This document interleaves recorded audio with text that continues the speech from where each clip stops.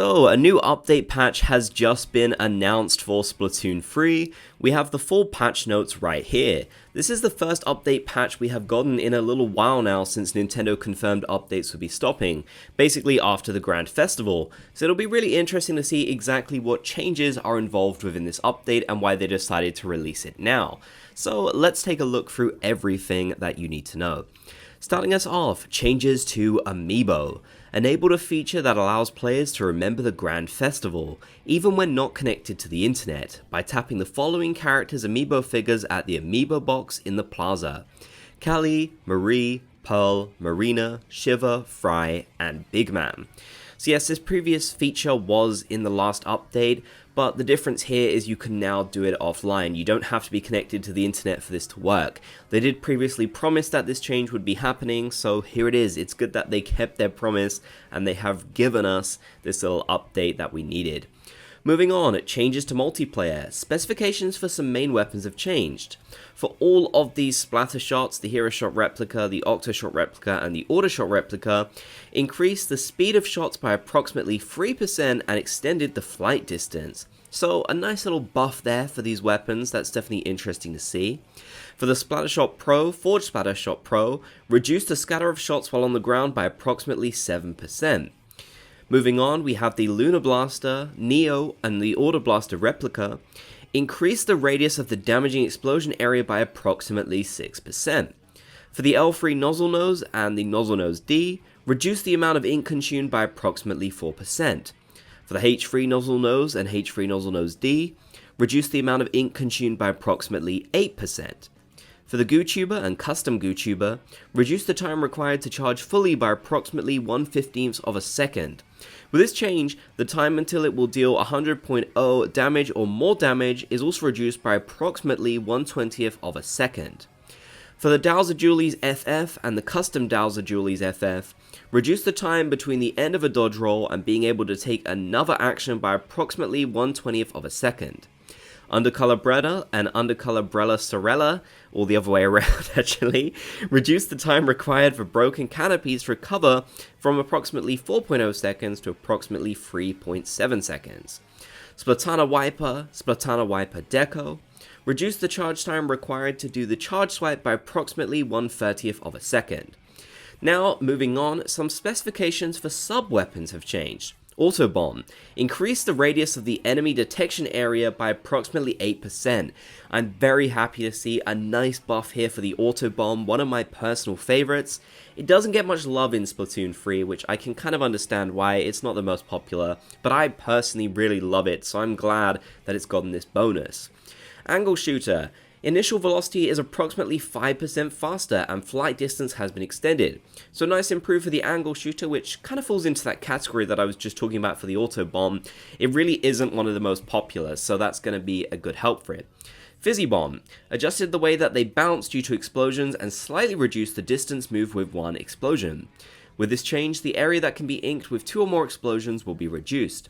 The area that can be inked with drop ink spray when not charged to full power will be expanded. And finally, for the Torpedo, lengthen the time required to transform by approximately 1/12 of a second. This change will give enemies more time to shoot down torpedoes, increase the initial velocity when thrown by approximately 3%, and made it possible to throw them farther than before. So I guess there's a slight nerf, but also a slight buff at the same time. I don't really know what the goal is here, but I'm sure people who are more competitively minded in Splatoon will know exactly what is planned there. Moving on, specifications for some specials have changed, and we just have one for the Booyah Bomb. Slightly increase the amount of power charged by the player and their allies' Booyahs, making it possible to throw the Booyah Bomb faster than before when players send Booyahs. Increase the radius of the explosion area by approximately 5%. Increase damage dealt to big bubblers by approximately 33%. So those are some really huge buffs there for the Booyah Bomb, which I honestly was not expecting to see. Personally, I don't know how I feel about this. The Booyah Bomb is one of those special weapons to me that I've always felt was pretty decent in the game, but maybe more competitive people might disagree with that. I'm sure Nintendo had their reasons for doing this, but yeah, that feels very powerful to me, especially 5% of 33% down there. The first one actually does make complete sense, and I think the Booyahs making more of a difference is a really good change, because otherwise it has kind of felt like sometimes you haven't really needed to throw out that booyah, so I like the fact they've done that. We also have some points required for special weapons having been changed too, as you can see here. Nothing really major going on there, but you will need a bit more for the Mint Decavitator. Changes to Salmon Run. Improved communication processing to reduce the time between players not on the host device touching golden eggs and being able to use them by approximately 1.5 of a 60th of a second on average.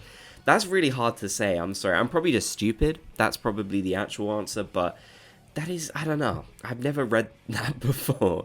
Changes to Splatfest. In tricolor turf war, made it possible for players on different attacking teams to gauge each other player's positions by making it so the names of players on the other attacking team display on the screen. Those players' icons will display on the turf map. When I saw changes to tricolor turf war, I got really excited they were going to give us the offline feature we've been asking for. I don't know why they haven't done that, but this kind of does almost make me feel like this feature is not coming to Splatoon 3. I would absolutely love to be wrong, and I think I'm going to do a more in-depth video on the idea of this, but I genuinely don't feel like this is coming now. I feel like the opportunity window has passed. We saw it, I think, a bit sooner in Splatoon 2, I believe. So yeah, the fact that it's not already here and it didn't come within this update really makes me feel like we won't be able to visit them in recon mode, which is really sad. This update focuses on making it possible to use certain Amiibo features even when not connected to the internet, as well as adjusting the balance of battles. We adjusted the specifications for Splattershot and Splattershot Pro with the intent of expanding the range of situations these main weapons can handle. Additionally, these weapons have specifications that form the benchmark for various other weapons. By improving these, we also intend to make room for further improvement of specifications for weapons with similar distance specializations as these weapons in future balance changes. For other main weapons, we have made changes that bring out their strengths and made them easier to use for players who regularly use them. For fizzy bombs, while the efficiency of the strategy continuously throwing fizzy bombs from afar will decrease, by making it easier to focus damage where aimed and create an ink path, we have made it easier to support moving on the front lines. For torpedoes, by giving more time to shoot them down, we have made it easier for players they are thrown at to handle them. Also, by making them easier to throw when aiming at enemies' sides or backs, we have improved their usability for the players who use them. For the auto bomb, we made changes to make it easier to take advantage of their trait of revealing enemies swimming in ink. For the angle shooter, we made changes to make it easier to take advantage of its trait of affecting more distant enemies than other sub-weapons. For the Booyah Bomb, we have made changes to make it easier to take advantage of its properties, even in fast-paced battles between experienced players. The next update will focus on the balance of battles based on long-term analysis of battle data. That's exactly what they said last time, I think, so we don't know exactly when the new update will come out. I'll be very curious to see what's going on internally with this update, because obviously they need to add in some data for the next Splatfest, which will be happening in January. So we'll either see another update before that Splatfest, or this one will contain that, and it could happen at any time. I'll let you know, of course. We also do have a few minor bug fixes here. If you want to pause the video and read through them, you can. And here's a few other fixes as well, only 2 of them as well. So yeah, not really the most significant update in the game, but like we're at the point where major content updates have stopped, so nothing else to really expect here.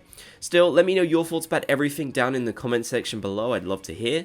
If you made it to the end, be sure to comment Splat Gang so I know you did. If you enjoyed, leave a like and subscribe and turn on notifications for more.